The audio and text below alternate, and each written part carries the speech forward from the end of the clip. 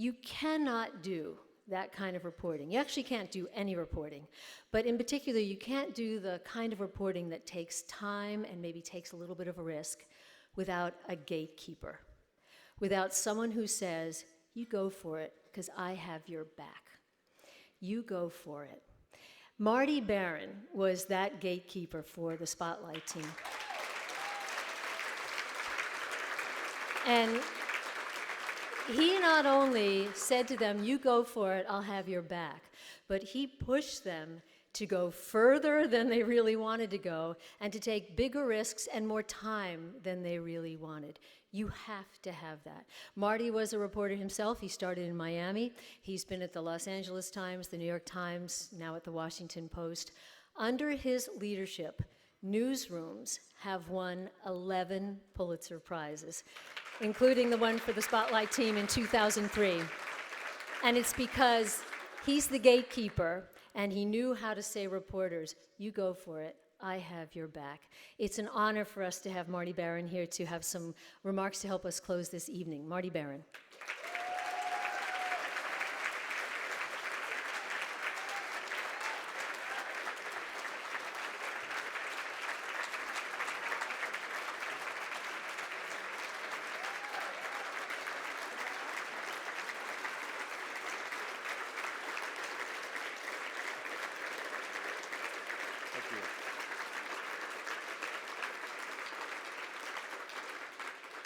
Thank you very much. That's very kind. Thank you, Robin. And thanks to all of you for inviting me back to Boston. It's great to see so many friends here, and thank you for this great honor. One of the friends that I saw earlier tonight was Paul LaCamera, and he was the first recipient of this award that I'm getting here today. And I'm especially pleased to follow him. Of all the great things about Boston, the best is the people. People who are at the leading edge of their fields, people who change the world, and importantly, people who feel a deep affection for their community and who are dedicated to giving back. Paul LaCamera stands out among them for how honest he is,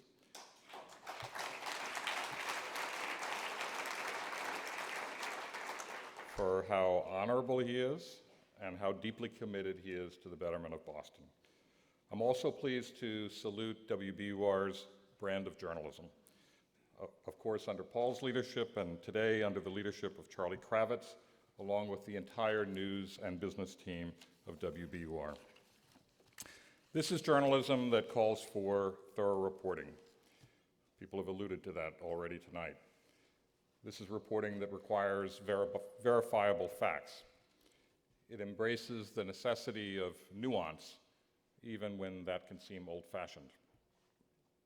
These are values that should command our attention and our respect and our gratitude, especially today when so much of communications is not just fast, but hasty, and not just clever, but cynical, when conclusions are too often predetermined before reporting has even begun, if any reporting is even anticipated. We need organizations like WBUR.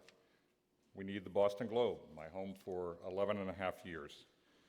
We need the many other news outlets that remain firm in their commitment to on-the-ground reporting and to principles that have been at the heart of our profession. These are organizations that believe in journalistic independence, organizations that endeavor to get at the truth, no matter how uncomfortable, no matter who takes umbrage. So, I've been in this business for 40 years. When people are giving you like career awards, you know that you're basically getting old. And so I guess this means I'm getting old. And so I feel a bit of nostalgia for the early days. I can still hear the captivating sound of manual typewriters under the command of reporters who were writing quickly on demand, on deadline. I can still see stories being impaled on an actual spike. I can smell the glue pots, and I can hear stories being transported via pneumatic tubes on their way toward being printed. It's a long time ago, And today, as you've heard, well, it's a bit different. I find myself thinking about message bots and chat apps and voice-activated devices. I work with colleagues to strategize on disseminating our work through social media. I participate in conversations about the optimal methods for implementing paywalls. And the word monetization slips a bit too often into my workday. This is still the practice of journalism, but the underlying business is very different.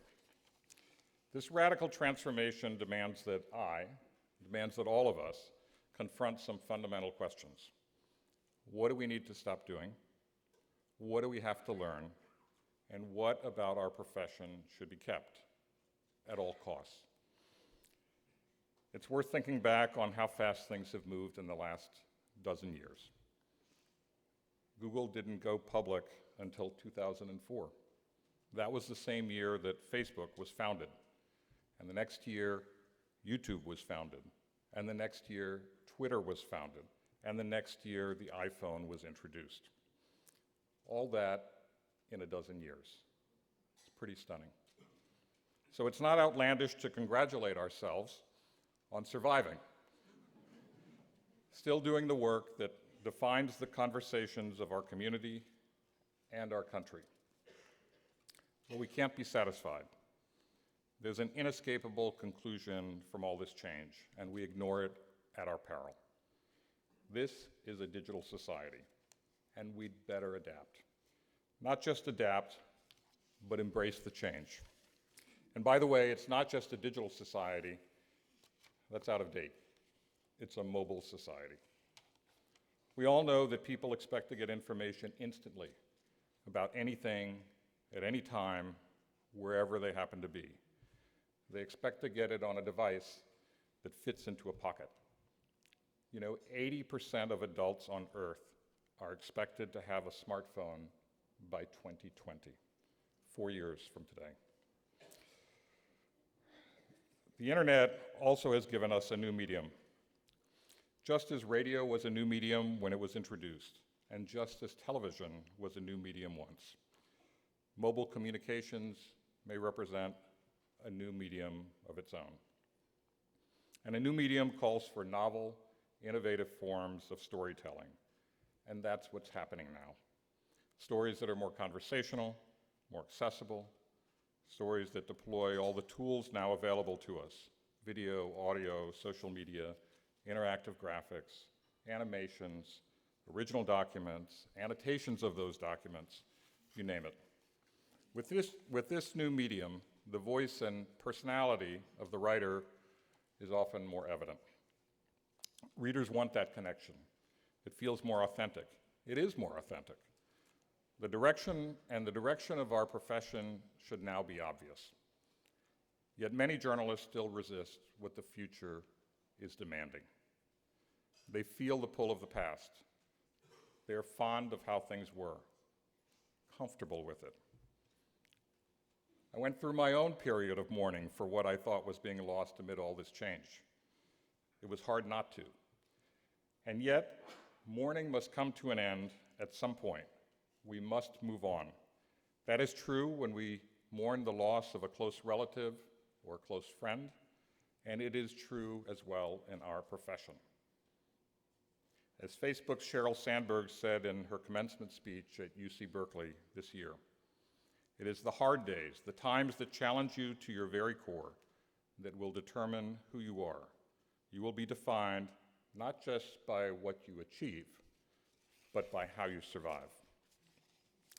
Sandberg was drawing heavily on her own very personal loss, the sudden death of her husband at age 47.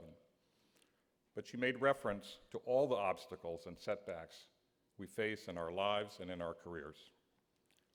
The truth is, it is futile, counterproductive, to resist the inevitable changes in our profession. Now, of course, this puts greater demands on journalists. But it's not all about doing more and doing it faster. We need better tools, and the chief tool is technology. Advanced technology is essential to our success. We have to be leaders in technology. we do not lead, we will follow. And if we follow, we will be left behind.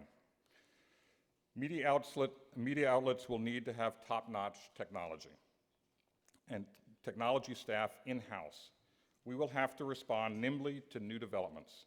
We will have to create engaging products for readers, viewers, advertisers, listeners, and do it fast.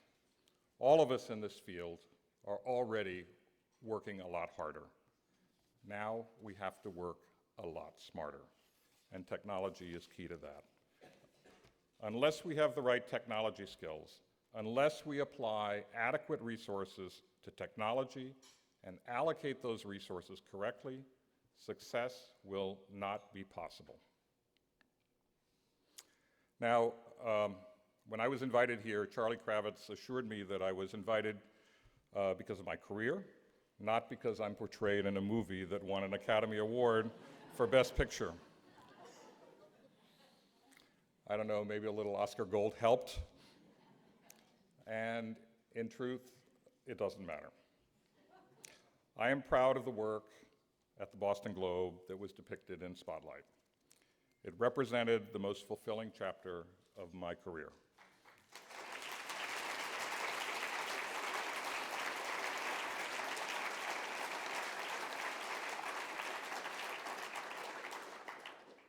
An institution was held accountable.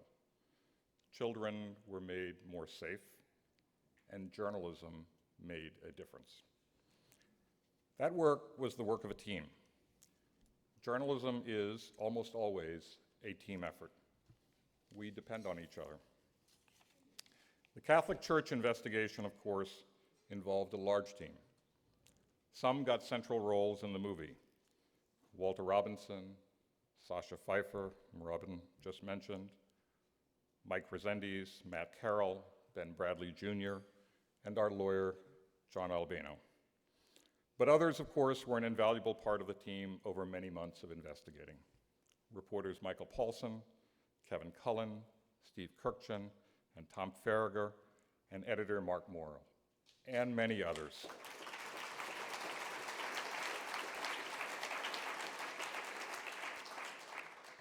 Without them, there would have been no Pulitzer Prize for public service for the Boston Globe. But more important, the church would not have been forced to answer for its wrongdoing. That investigation stands as a reminder of all the good that our profession can do. And it is a reminder of what must never be lost in our profession, even amid all the changes we must now make. There's a quote from our owner, the Washington Post owner, Jeff Bezos, on one of the glass partitions in our new offices in Washington. And I was heartened to see it there when we moved in, because it makes clear that we do ourselves no favors if we only think about business and forget about mission. If we really want to succeed, we have to recognize that the mission and the business are inseparable, interdependent. Jeff's quote goes like this: "I strongly believe that missionaries make better products. They care more. For a missionary, it's not just about the business. There has to be a business, and the business has to make sense. But that's not why you do it. You do it because you have something meaningful that motivates you." All true journalists have something meaningful that motivates them. It goes to the heart of who we are. This is sometimes called our brand. It is more fittingly described as our soul, and it is our compass. If we lose it, we lose ourselves. That mission is spelled out for me every day when I walk into our newsroom. The first wall I face lays out the organization's principles published by Eugene Meyer when he purchased the Washington Post in the 1930s. The first mission of a newspaper, that principle reads, is to tell the truth as nearly as the truth may be ascertained. There is no assumption of perfection in that sentence, because we are not perfect. There is no assumption that we will always get to the truth, because we know that the truth can be elusive. But there is an assumption that we must be strivers, that we will strive to get things as right as humanly possible, and that when we do all that, we will tell the public what we found, honestly, honorably, accurately, and fairly, but also unflinchingly. And there is an assumption in that first principle that there is a truth. It is not just a matter of opinion or ideology. It is not always comfortable. It is not necessarily what we wish were true. Today, we live in a world where falsehoods proliferate. They corrode the political process. They allow conspiracy theories to take root. And they give rise to politicians who advance agendas by embracing what they know to be lies. In this world, someone must pursue and tell the truth, and that is our obligation as journalists. Our profession depends on it. Our democracy depends on it too. If we expect to enjoy the gift of free expression, we must accept that as our duty, always. Thank you again for having me, and thank you for this great honor.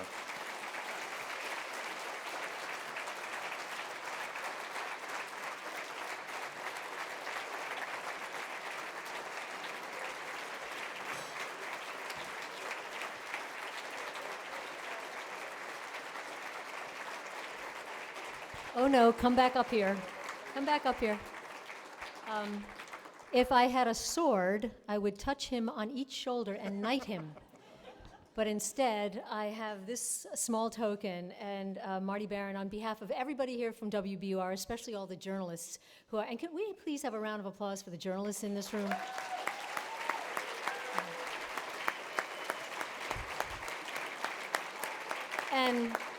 And for all of WBUR's friends, you are our financial gatekeepers. You're the ones who say, go ahead, I have your back. So let's thank all of the financial gatekeepers, the people who have supported WBUR. On behalf of everyone in this room, thank you for demonstrating the very best way to do it. We award you the WBUR Excellence in Journalism Award. I feel like I'm anointing you. Here.